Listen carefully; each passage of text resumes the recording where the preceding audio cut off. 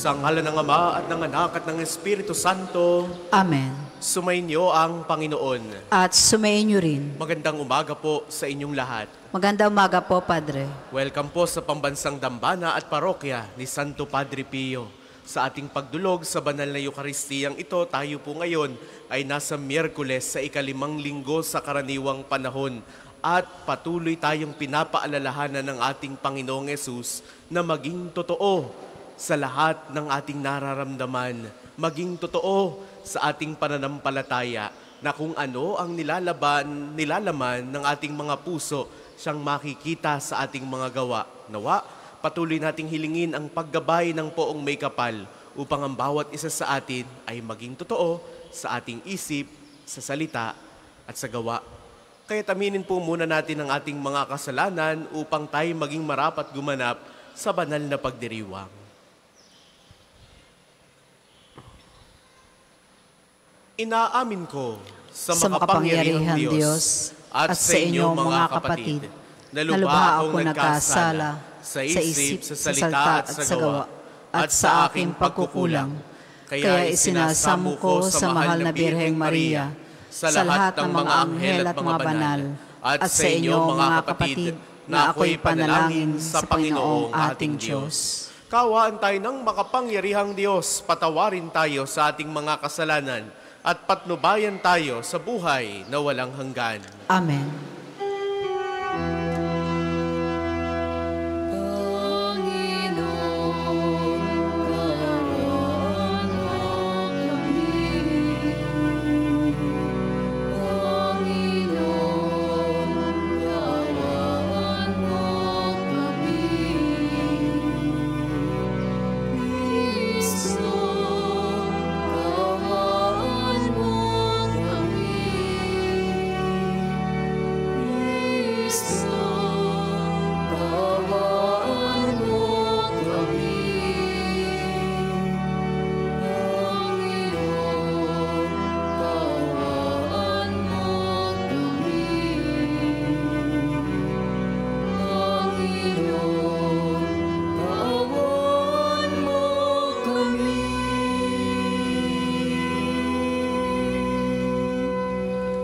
Manalangin tayo.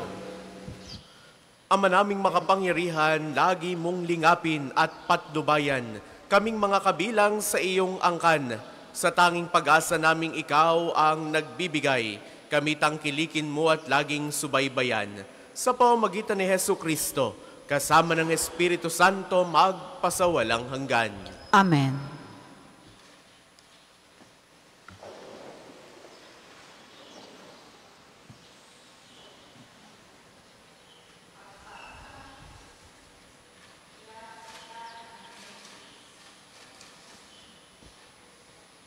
Nang likhain ng Panginoon ang lupa at lahat ng bagay sa langit, wala pang anumang halaman o pananim sa lupa, sapagkat wala pang ulan noon at wala pa ring magsasaka. Ngunit meron ng bukal ng tubig na dumidilig sa lupa. Nilikha ng Diyos ang tao mula sa alabok, hiningahan ang ilong at nagkaroon ng buhay. Naglagay ang Panginoon ng isang halamanan sa Eden, sa dakong silangan, at doon dinala ang taong kanyang nilalang. Pinasibol niya roon ang lahat ng uri ng kahoy na nakalulugod sa paningin at masarap ang bunga. Sa gitna ng halamanan, naroon ang punong nagbibigay buhay at ang punong nagbibigay ng kaalaman tungkol sa mabuti at masama. Inilagay ng Panginoon ang tao sa halamanan ng Eden upang ito'y pangalagaan at pagyamanin. Sinabi niya sa tao, "Makakain mo ang alinmang bungang kahoy sa halamanan, maliban sa bunga ng punong kahoy na nagbibigay ng kaalaman tungkol sa mabuti at masama. Huwag na huwag mong kakainin ang bungang iyon. Mamamatay ka kapag kumain ka niyon. Ang salita ng Diyos. Salamat sa Diyos. Salmon tugunan, Panginooy papurihin, abakong sariling buhay. Panginooy papurihan, abakong sariling buhay. Pinupuri ka, Poong Diyos, nitong aking kaluluwa. O Panginoong aking Diyos, kay dakila mong talaga. Ang taglay mong kasuotay, dakila rit marangal pa.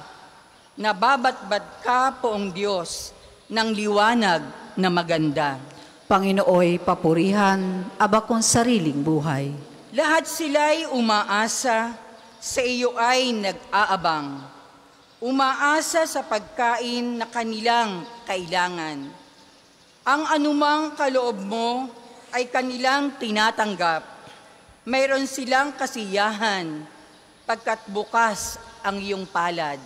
Panginooy papurihan, abakong sariling buhay. Natatakot mga matay kung kitlin mo ang hininga. Mauuwi sa alabok, pagkat doon mula sila. Taglay mo ang katangiang buhay nila ay ibalik. Bagong buhay ay dulot mo sa nilikha sa daigdig. Panginooy papurihan, abakong sariling buhay. Magsitayo po ang lahat.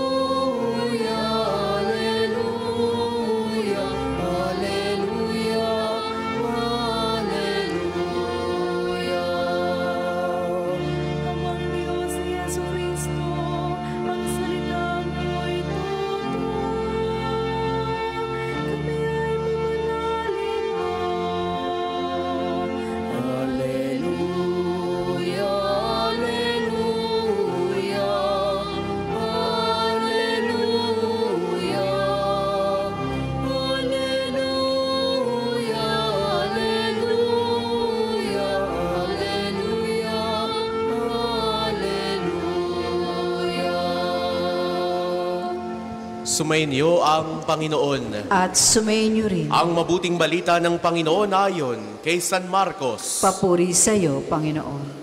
Noong panahong iyon, muling pinalapit ni Jesus ang mga tao at sinabi sa kanila, "Makinig kayong lahat at unawain ang aking sasabihin.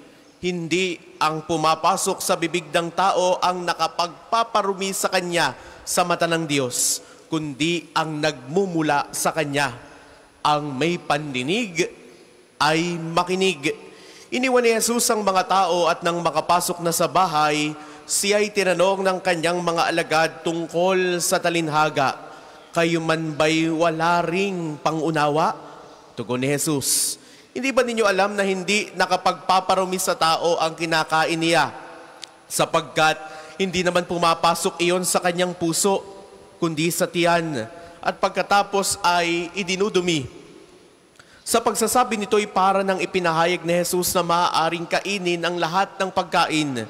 Nagpatuloy siya sa pagsalita, "Ang lumalabas mula sa tao ang nagpaparumi sa kanya sa mata ng Diyos, sapagkat sa loob, sa puso ng tao, nagmumula ang masasamang isiping naguudyok sa kanya na makiapid, magnakaw, pumatay, mangalunya, mag-inbot at gumawa ng lahat ng kabuktutan tulad ng pandaraya, kahalayan, pagkainggit, paninirang puri, kapalaluan at kahangalan.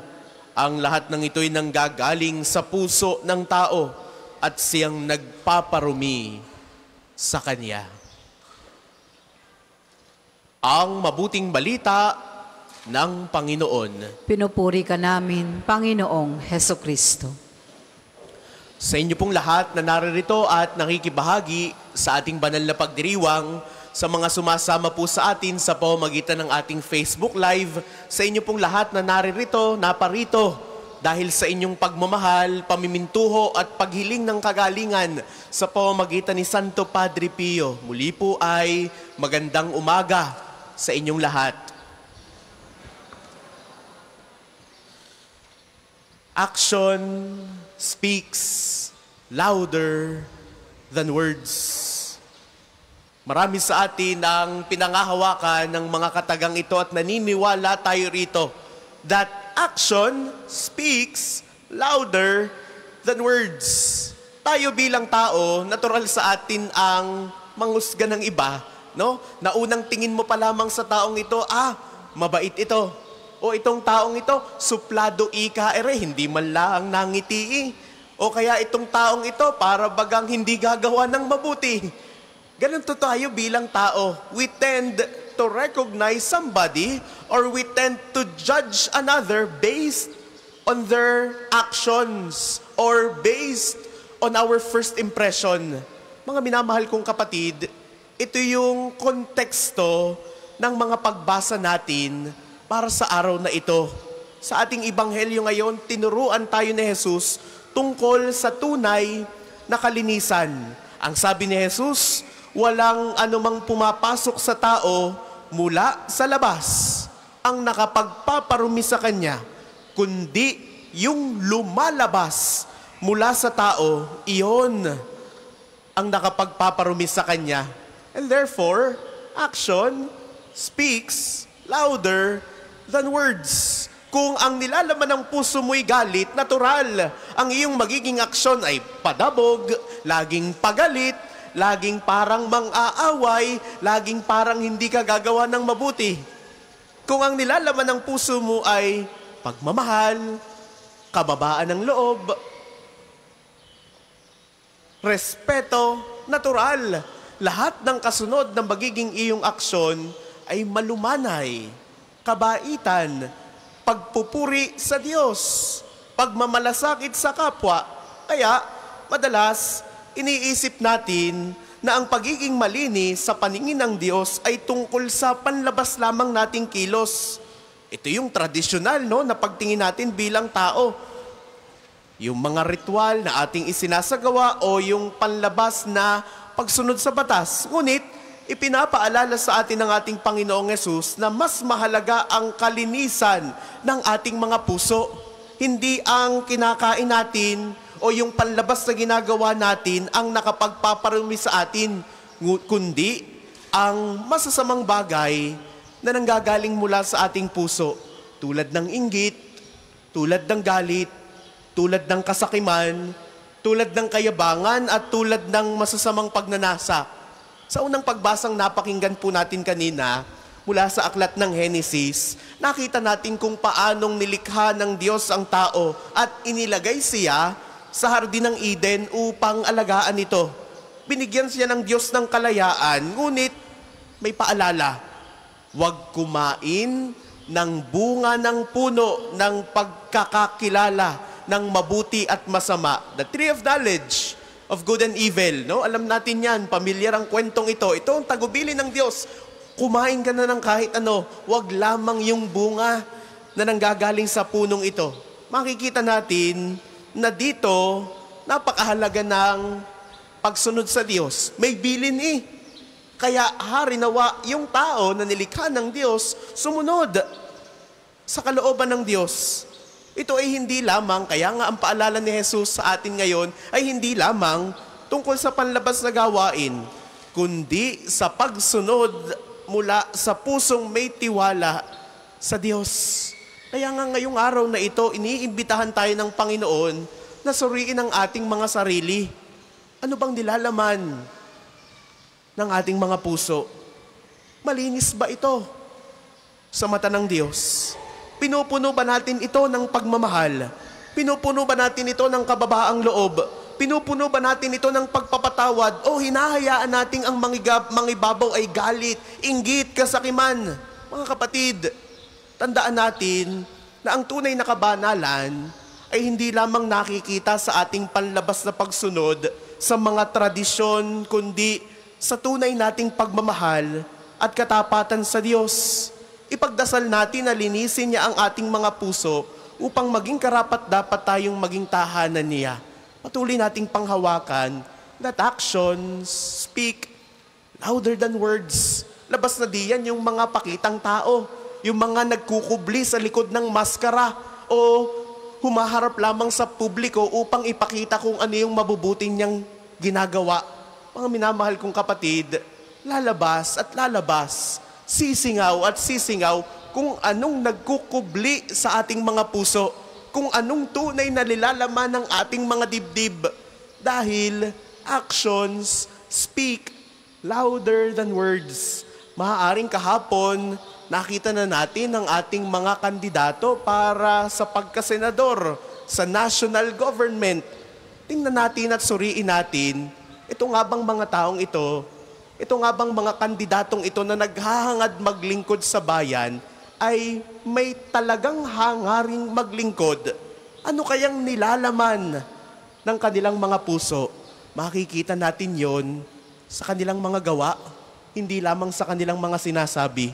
Mga minamahal kong kapatid, ito ang paalala sa atin para sa araw na ito ng ating Panginoong Hesus. Let us be consistent with what our heart desires. Kung anong nilalaman ng ating mga puso, ito nawa ang makita sa ating mga sinasabi. Ito nawa ang makita sa ating mga ginagawa. Because, after all, actions speak louder than words.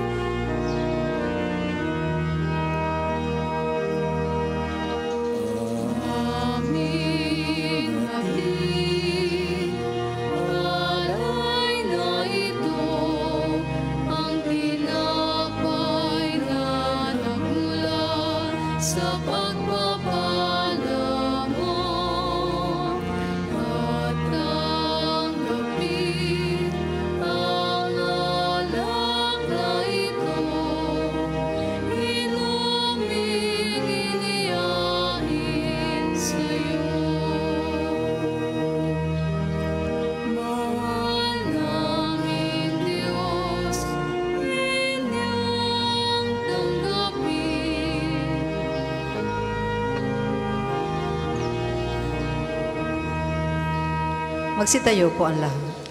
Manalangin kayo mga kapatid upang ang paghahain natin ay kalugdan ng Diyos amang makapangyarihan. Tanggapin nawa ng Panginoon itong paghahain sa iyong mga kamay, sa kapurihan niya at karangalan sa ating kapakinabangan at sa buong sambayanan niyang banal. Ama naming lumikha, ang pagkaitin uming narito ay iyong ginawa upang mapalakas kaming mga mahihina.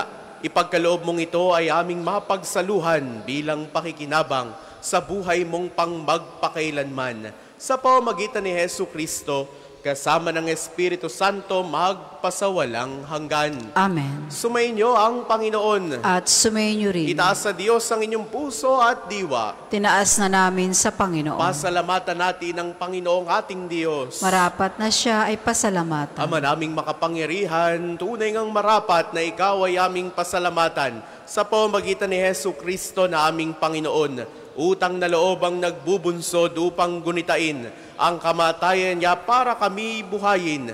Pagtitiwala ang sanhi ng ligayang di malilimot sa pagkabuhay niyang sa amin ay kaloob. Pag-asa ang dahilan ng pagiging handa para sa pagbabalik niyang totoong dakila. Kaya, kaysa ng mga anghel na nagsisiawit ng papuri sa iyo nang walang humpay sa kalangitan, kami nagbubunyi sa iyong kadakilaan.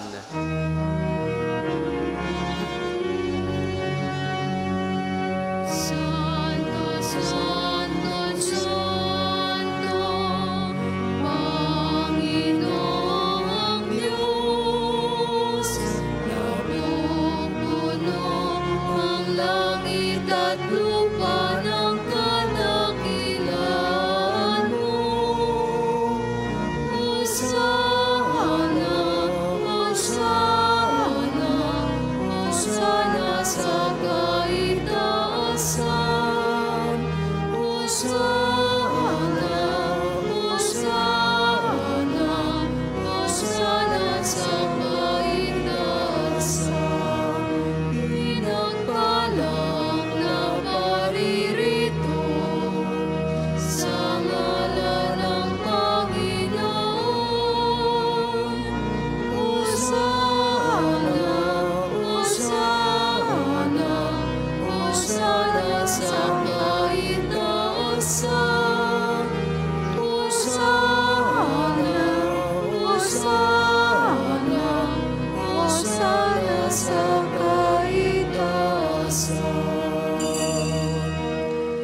hindi kayang lumuhod, manatili pong nakatayo na may paggalang. Ama naming banal, ikaw ang bukal ng tanang kabanalan. Kaya't sa pamamagitan ng iyong Espiritu, gawin mong banal ang mga kaloob na ito upang para sa aming maging katawan at dugo ng aming Panginoong Jesucristo.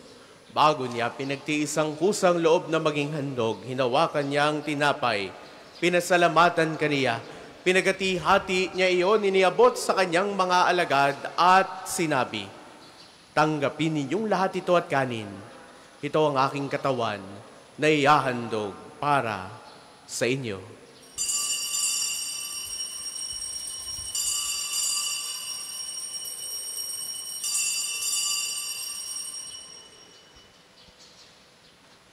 Gayun din naman noong matapos ang hapunan, hinawakan niya ang kalis. Muli kanyang pinasalamatan. Iniabot niya ang kalis sa kanyang mga alagad at sinabi, "Tanggapin ninyong lahat ito at inumin. Ito ang kalis ng aking dugo ng bago at walang hanggang tipan. Ang aking dugo na ibubuhos para sa inyo at para sa lahat sa ikapagpapatawad ng mga kasalanan. Gawin ninyo ito sa pag-alala sa akin."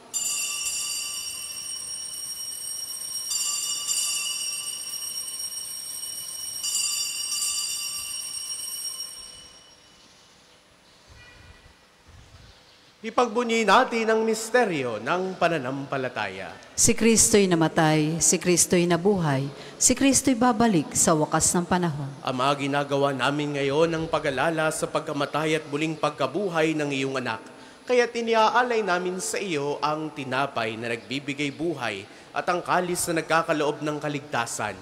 Kami nagpapasalamat dahil kami iyong minarapat na tumayo sa harap mo para maglingkod sa iyo. Isinasamo namin kaming magsasalo-salo sa katawan at dugo ni Kristo ay mabuklod sa pagkakaisa sa pamamagitan ng Espiritu Santo. Ama, lingapin mo ang iyong simbahang laganap sa buong daigdig. Puspusin mo kami sa pag-ibig kaysa ni Francisco na aming Papa, ni Gilbert naming Obispo ng Tanang Kaparian. Alalahanin mo rin ang mga kapatid naming nahimlay nang may pag-asang sila'y muling mabubuhay. Gayon din ang lahat ng mga pumanaw. Kaawaan mo sila at patuloyin sa iyong kaliwanagan, kaawaan mo at pagindapatin kaming lahat na makasalo sa iyong buhay na walang wakas. Kaisa ng mahal na Birheng Maria na ina ng Diyos, ni San Jose na kanyang kalinis-linisang esposo, kaisa ng mga apostol at ng lahat ng mga banal, ni Santo Padre Pio na namuhay dito sa daigdig ng kalugod-lugod sa iyo, maipagdiwang nawa namin ang pagpupuri sa ikararangal mo sa pamamagitan ng iyong anak na aming Panginoong Jesucristo. Sa pamamagitan ni Kristo, kasama niya at sa Kanya ang lahat ng parangal at papuri ay sa iyo, Diyos amang makapangyarihan, kasama ng Espiritu Santo, magpasawalang hanggan.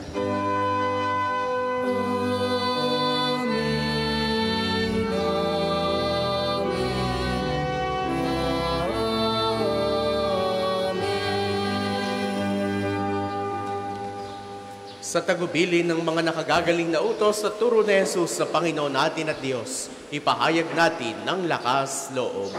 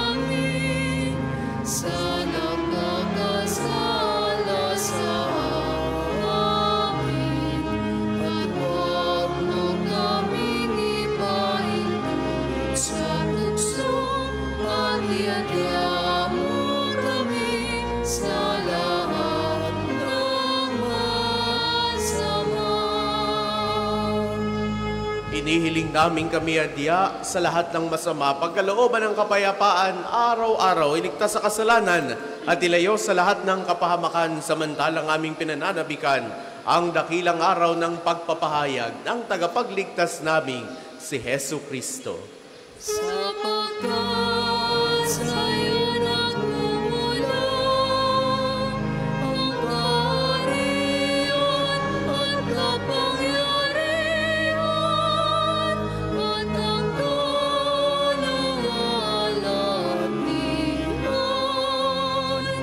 magpasawalang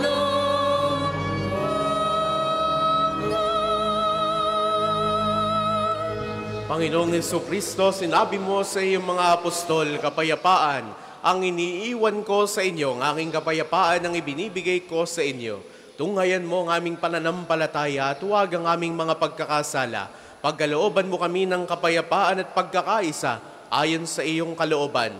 Kasama ng Espiritu Santo magpasawalang hanggan. Amen. Ang kapayapaan ng Panginoon ay laging sumainyo. At sumainyo rin. Pagbigayan kayo ng kapayapaan sa isa't isa. Peace be with you. Kordero ng Diyos, nag-aalis ng mga kasalanan ng sanlibutan, maawa ka sa amin. Kordero ng Diyos, nag-aalis ng mga kasalanan ng sanlibutan, maawa ka sa amin. Kordero ng Diyos, nag-aalis ng mga kasalanan ng sanlibutan, pagkaloob mo sa amin ang kapayapaan. Kung hindi po kaya lumuhod, manatili pong nakatayo na may paggalang.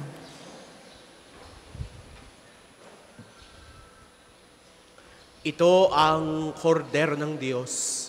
Ito nag-aalis ang mga kasalanan ng sanlibutan, mapalad ang mga inaanyayahan sa kanyang piging.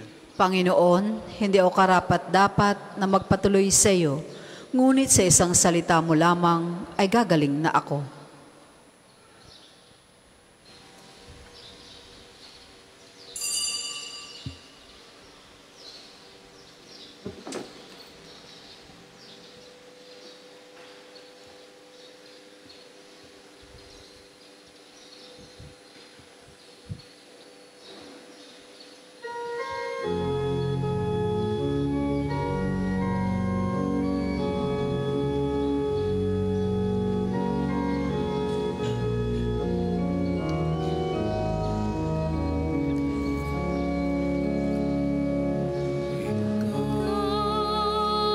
Jesus, ang tinapay na buhay binasbasan, di natin ialay.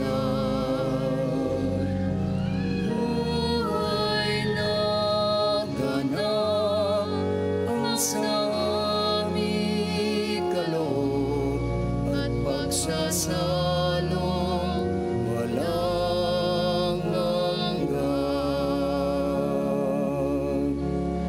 Basbasan ang buhay namin, handog naway matulad sa pag-aalay mo. Buhay na laan ang lubos sa mundo, sa pag-ibig ay kapos. Ikaw, Jesus, ang tinapay ng buhay binasbasan, di natin inialay.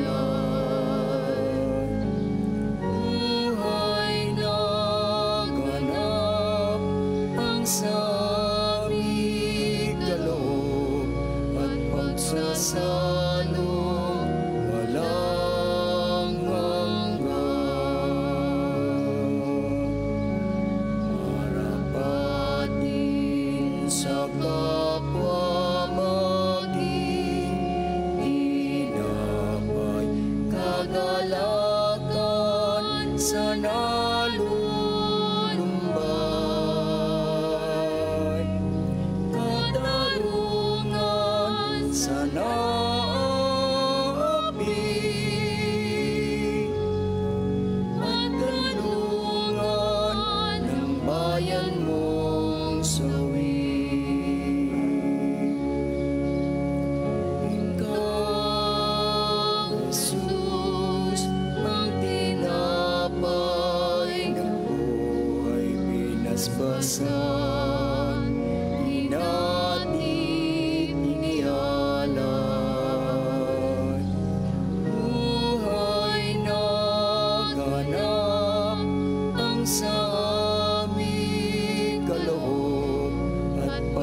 salong walang hanggan.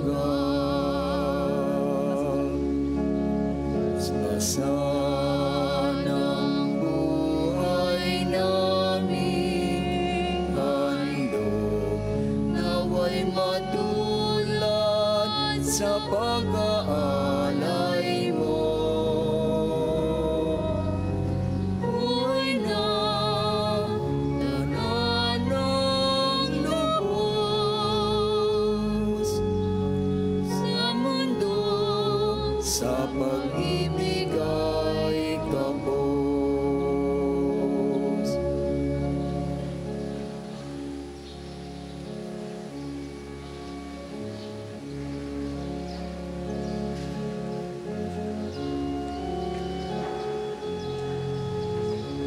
Ang isasagawang second collection ay ginagamit sa patuloy na pagpapaunlad ng parokya at pambansang dambana ni Santo Padre Pio at para sa pangangailangan ng matatanda at may sakit na mga pari ng Archdiocese ng Lipa. Salamat po sa inyong mga handog.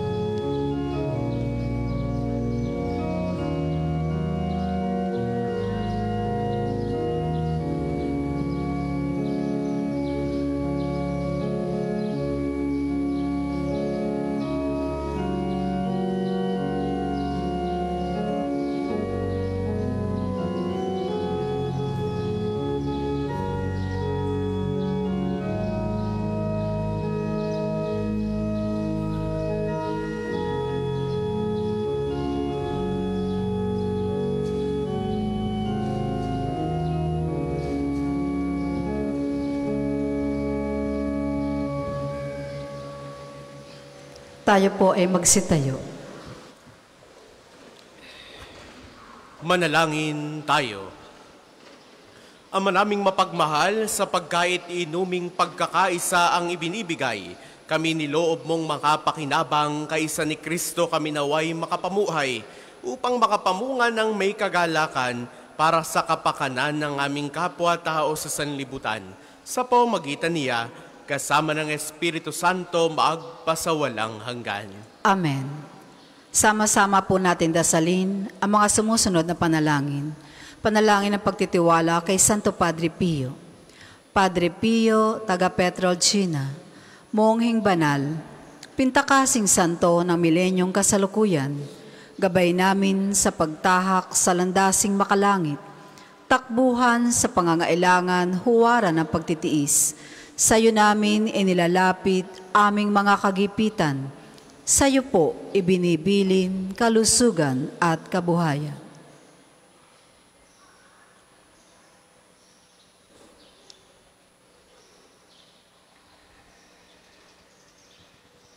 Di man karapat-dapat, kami po ay pagbigyan, bendisyonan at basbasan, maging ganap sa buhay. Lumayo nawa kami, umiwas sa kasalanan, lumapit lagi sa Diyos, maging matatag at matibay.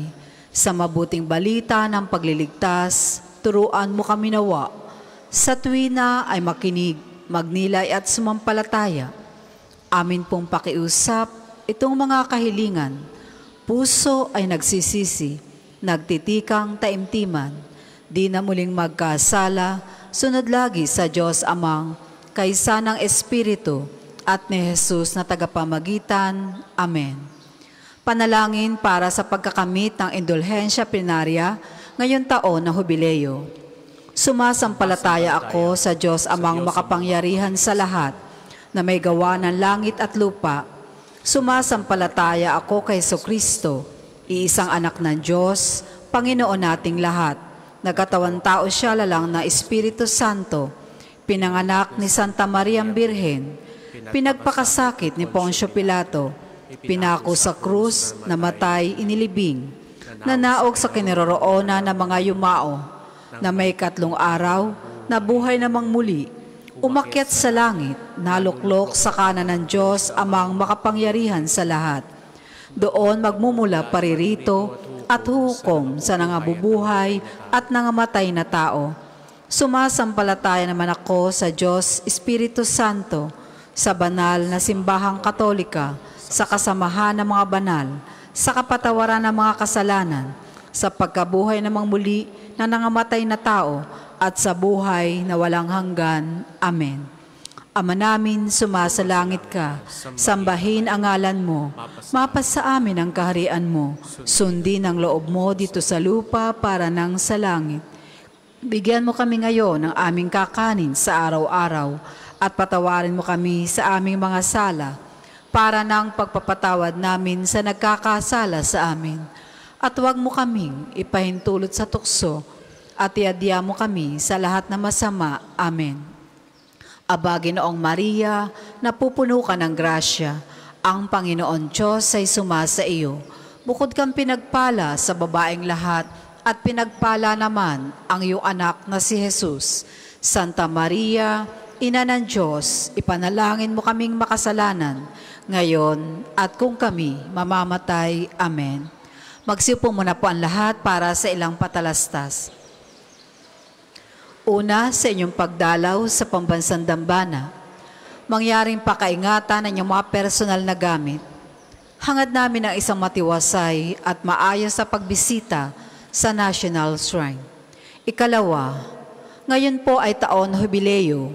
Sa inyong pagdalaw sa pambansang dambana bilang isang Jollibee Churches, kayo po ay inaanyayahan naming magpatatak na inyong Pilgrim's Card na nakapaloob sa Pilgrim's Prayer Guideline Book na available sa ating opisina.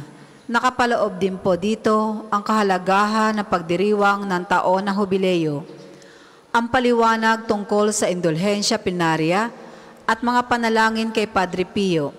Halina't ating suportahan ang gawaing ito bilang mga manlalakbay ng pag-asa ngayong taon na Jubileo.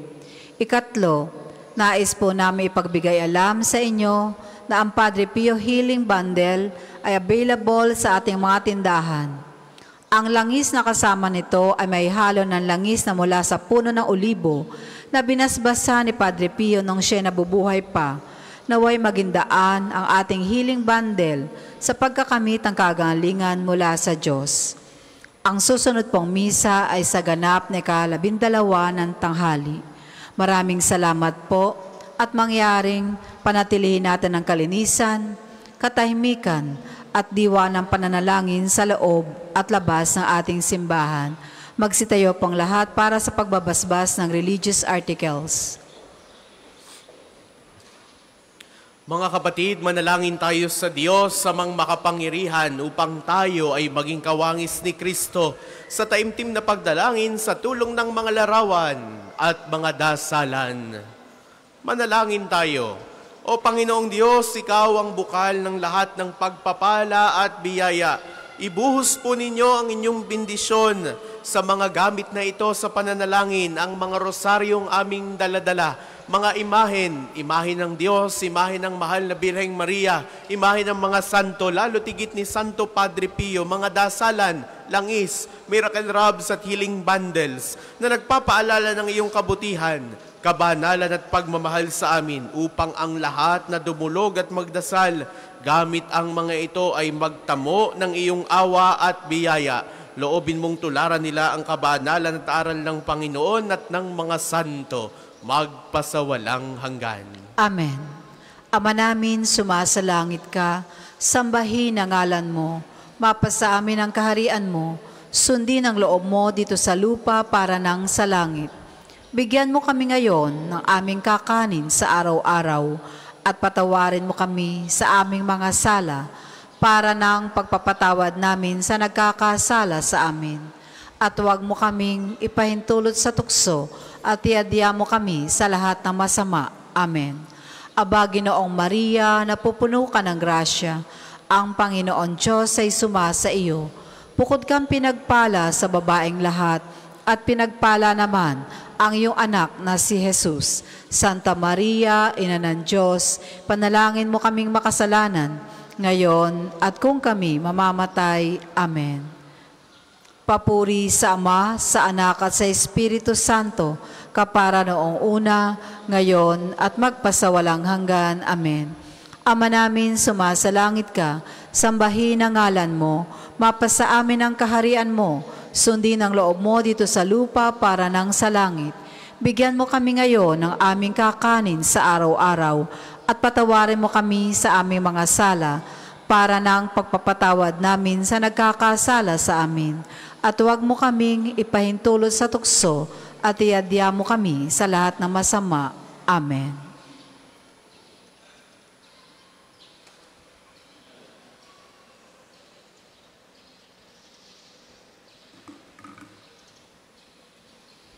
Sumainyo ang Panginoon. At sumayin niyo rin. Naway pagpalain kayo ng makapangyarihan at laging nagmamahal sa ating Diyos, ang Ama at Anak at Espiritu Santo. Amen. Taglay ninyo sa inyong pag-alis ang kapayapaan ni Kristo. Salamat sa Diyos.